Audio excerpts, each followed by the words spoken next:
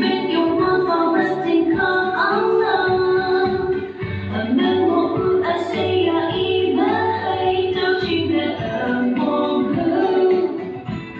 ở mong hương yêu quang bên mong hương yêu quang bên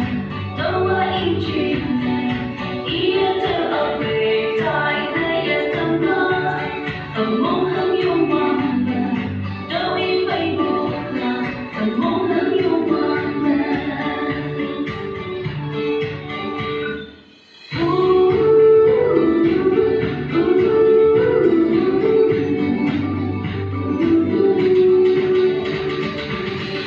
chim họ ở một bên thấy nắng kia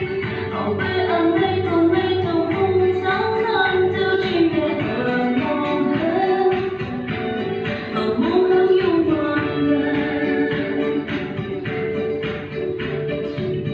bên mình yêu quang vào bất tình khóc áo nắng bên một Asia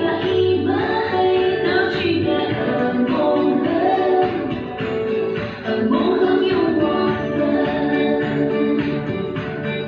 mong hương yêu quang đâu ai chuyện này ý theo